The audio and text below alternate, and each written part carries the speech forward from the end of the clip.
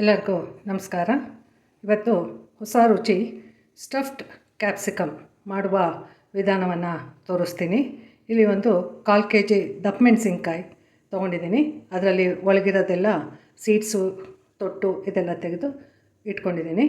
ಮತ್ತು ಸಾಲ್ಟು, ಅರಿಶಿನದ ಪುಡಿ, ಮತ್ತು ಇಲ್ಲಿ ಇದಕ್ಕೆ ಬೇಕಾಗೋದು ನೈಗರ್ ಸೀಡ್ಸ್ ಅಂತ ಹೇಳಿಬಿಟ್ಟು, ಅದು ಹುಚ್ಚೆಳ್ಳು ಅಂತ ಕನ್ನಡದಲ್ಲಿ ಹೇಳ್ತಾರೆ. ಮತ್ತು ಅದನ್ನು 3 ಸ್ಪೂನ್ ತೊಗೊಂಡಿದ್ದೀನಿ.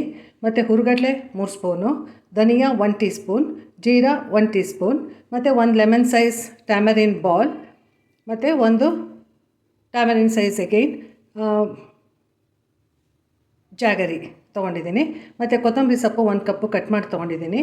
ಮತ್ತು ಕಾಯಿ ತುರಿ ಅರ್ಧ ಕಪ್ಪು, ಮತ್ತು ಇಲ್ಲಿ ಒಂದು 6-8 ಎಸ್ಲು ಬೆಳ್ಳುಳ್ಳಿ ಜಜ್ಜಿ ಇಟ್ಕೊಂಡಿದ್ದೀನಿ.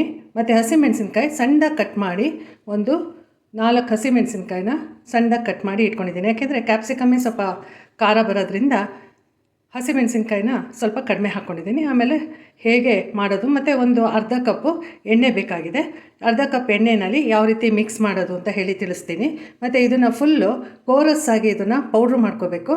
ಮತ್ತು ಟ್ಯಾಮರಿನ್ ಮತ್ತು ಜಾಗರಿ ಎಕ್ಸ್ಟ್ರಾಕ್ಟ್ ಮಾಡಿಕೊಂಡು ಅದು ಜ್ಯೂಸನ್ನ ತೆಗೆದಿಟ್ಕೋಬೇಕು. ಆಮೇಲೆ ಇದನ್ನೆಲ್ಲ ಸೇರಿಸಿ ಅರ್ಧ ಕಪ್ಪು ಆಯಿಲಲ್ಲಿ ಇದನ್ನು ಕಲಿಸ್ಬೇಕಾಗತ್ತೆ, ಸ್ವಲ್ಪ ನೀರು ಹಾಕ್ಕೊಂಡು. ನೋಡಿ, ಈಗ ನಾನು ಕಲಿಸ್ತಾ ಇದ್ದೀನಿ. ನಿಮಗೆ ಮೊದಲೇ ಹೇಳಿರಲಿಲ್ಲ, 2 ಆನಿಯನ್ನ ಸ್ಮಾಲಾಗಿ ಕಟ್ ಮಾಡ್ಕೊಂಡಿದ್ದೀನಿ. ಮತ್ತು ಇಲ್ಲಿ ಅರ್ಧ ಕಪ್ಪು ಆಯಿಲ್ ತೊಗೊಂಡಿದ್ದೀನಿ. ಈಗ ಇದನ್ನೆಲ್ಲ ಮಿಕ್ಸ್ ಮಾಡಬೇಕು. ಈಗ ನಾನು ಆನಿಯನ್ ಹಾಕಿದೆ, ಮತ್ತು ನಿಮಗೆ ತಿಳಿಸ್ದಂಗೆ ಗಾರ್ಲಿಕ್ಕು ಮತ್ತು ಹಸಿಮೆಣಸಿನ್ಕಾಯಿ ಸಣ್ಣ ಕಟ್ ಮಾಡಿಬಿಟ್ಟು ತೊಗೊಂಡಿದ್ದೀನಿ.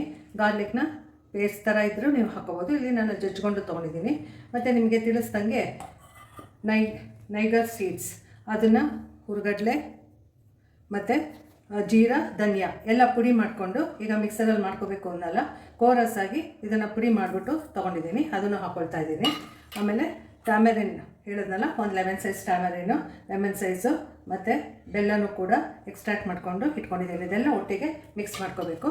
ಮತ್ತು 1 ಕಪ್ ಕೊತ್ತಂಬರಿ ಸೊಪ್ಪು ಹೇಳಿದ್ದೆ, ಅದನ್ನು ತೊಗೊಂಡಿದ್ದೀನಿ. ಈಗೆಲ್ಲ ಮಿಕ್ಸ್ ಮಾಡ್ತಾಯಿದ್ದೀನಿ. ನಾನು ಅರ್ಧ ಕಪ್ಪು ತೆಂಗಿನಕಾಯಿ ತುರಿ ಹಾಕ್ಕೊಂಡಿದ್ದೀನಿ. ಮತ್ತು ಇಲ್ಲಿ 1 ಟೀ ಸ್ಪೂನಷ್ಟು ಅಥವಾ ಅರ್ಧ ಟೀ ಸ್ಪೂನಷ್ಟು ನೀವು ಟರ್ಮರಿಕ್ ಅರಿಶಿನ ಹಾಕ್ಕೊಳ್ಳಿ. ರುಚಿಗೆ ತಕ್ಕಷ್ಟು ಇದು ಉಪ್ಪು ಹಾಕ್ಕೊಳ್ತಾ ಇದ್ದೀನಿ. ಇದು ತುಂಬ ಹಿಂದಿನ ಕಾಲದಿಂದ ಮಾಡ್ತಾಯಿದ್ರು. ಇದು ಸ್ಟಫ್ಡ್ ಕ್ಯಾಪ್ಸಿಕಮ್ ಅಂತ ಹೇಳಿ ಮಾಡ್ತಾಯಿದ್ದಿದ್ದು. ಮತ್ತು ಇದು ಆಯಿಲ್ ಹಾಗೆ ಹಾಕ್ಕೊಂಡು ಮಿಕ್ಸ್ ಮಾಡ್ಕೋಬೇಕಿದು. ಇದೆಲ್ಲನೂ ಒಟ್ಟಿಗೆ ಮಿಕ್ಸ್ ಮಾಡಿಕೊಂಡು ನೋಡಿ, ಈ ಥರ ಮಿಕ್ಸ್ ಮಾಡ್ಕೋಬೇಕು. ಗಟ್ಟಿಗೆ ಇರಬೇಕಿದು. ಕೈಯಲ್ಲಿ ಮಿಕ್ಸ್ ಮಾಡ್ಕೊಳ್ಳೋದೇ ಬೆಟರು, ಯಾಕೆಂದರೆ ಇದು ಸ್ವಲ್ಪ ತಿಕ್ಕಾಗಿರಬೇಕು. ಮತ್ತು ಗಟ್ಟಿಗೆ ಸ್ಟಫ್ ಮಾಡ್ತೀರ. ಇದಕ್ಕೆ ಸ್ವಲ್ಪ ದಪ್ಪ ಮೆಣಸಿನ್ಕಾಯಿ ಮೀಡಿಯಮ್ ಸೈಜ್ ತೊಗೊಳ್ಳಿ. ಒಂದ್ಸಲಿ ಸೀಸನ್ ವೈಸ್ ಬರುತ್ತೆ, ದೊಡ್ಡದು ತೊಗೋಬೇಡಿ, ಸ್ವಲ್ಪ ಮೀಡಿಯಮ್ ಸೈಜ್ ಇರೋದು ತೊಗೊಳ್ಳಿ. ಈ ಥರ ಕ್ಲೀನಾಗಿ ಕೈಯಲ್ಲೇ ಹೀಗೆ ಮಿಕ್ಸ್ ಮಾಡ್ಕೋಬೇಕು. ಮತ್ತು ಇದೊಂದು ಟ್ರೆಡಿಷ್ನಲ್ ರೆಸಿಪಿ. ಈಗ ಸ್ಟಫ್ಡ್ ಕ್ಯಾಪ್ಸಿಕಮ್ ಅಂತ ಬೇರೆ ಬೇರೆ ಥರ ಮಾಡ್ತಾರೆ, ಆದರೆ ಇದು ಹುಚ್ಚೆಳ್ಳು ಹಾಕಿದ್ದೀವಲ್ಲ, ಇದ್ರದ್ದೇ ಒಂದು ಬೇರೆ ಥರ ಬರುತ್ತೆ. ಇದು ರೊಟ್ಟಿಗೆ, ಚಪಾತಿಗೆ ಎಲ್ಲ ತುಂಬ ಚೆನ್ನಾಗಿರುತ್ತೆ. 1-2 ಸ್ಟಫ್ ಮಾಡಿ ತೋರಿಸ್ತೀನಿ. ಮತ್ತು ಕುಕ್ಕರ್ ತೊಗೊಂಡು ಇದರಲ್ಲಿ ಒಂದು ಅರ್ಧ ಕಪ್ ಅಷ್ಟೇ ನೀರು ಹಾಕ್ಬಿಟ್ಟು ಇಟ್ಕೊಳ್ಳಿ. ಒಂದೇ ಸಲ ಡೈರೆಕ್ಟಾಗಿ ನೀವು ಸ್ಟಫ್ ಮಾಡಿ ನೋಡಿ, ಈ ಥರ ಕೈಯಲ್ಲೇ ತುಂಬಿ, ಸ್ಪೂನಲ್ಲಿ ತುಂಬಿದ್ರೆ ಅದು ಸರಿ ಕೂತ್ಕೊಳ್ಳೋದಿಲ್ಲ. ಈ ಥರ ಕ್ಲೀನಾಗಿ ತುಂಬಿಬಿಟ್ಟು 1-2 ತೋರಿಸ್ತೀನಿ. ಆಮೇಲೆ ವಿಶಿಲ್ಲು ಬರೋಕ್ಕೆ ಮುಂಚೆನೇ ಸ್ವಲ್ಪ ಇನ್ನೇನು ಬರುತ್ತೆ ಅಂದಾಗಲೇ ತೆಗೆದುಬಿಡಿ. ಸ್ವಲ್ಪ ಮೇಲೆ ಹೀಗೆ ಕಾಣ್ತಾ ಇರಲಿ, ಅದು ತುಂಬಿ ತೆಗೆದಾಗ ಅದು ಚೆನ್ನಾಗಿರುತ್ತೆ. ಈಗ 1-2-3 ತೋರಿಸ್ತೀನಿ ನೋಡಿ. ಆಮೇಲೆ ವಿಶಿಲ್ ಬರೋಕ್ಕೆ ಮುಂಚೆ ಆರಿಸ್ಬಿಡಿ, ಯಾಕೆಂದರೆ ಕ್ಯಾಪ್ಸಿಕಮ್ ಬೇಗ ಬೇಯುತ್ತೆ. ಸೊ ಹಾಗಾಗಿ ಹೀಗೆ ಹಿಡಿ ಇಟ್ಟಾಗ ಅದು ಕ್ಲೀನಾಗಿ ಅದರಲ್ಲೇ ಬೇಯುತ್ತೆ.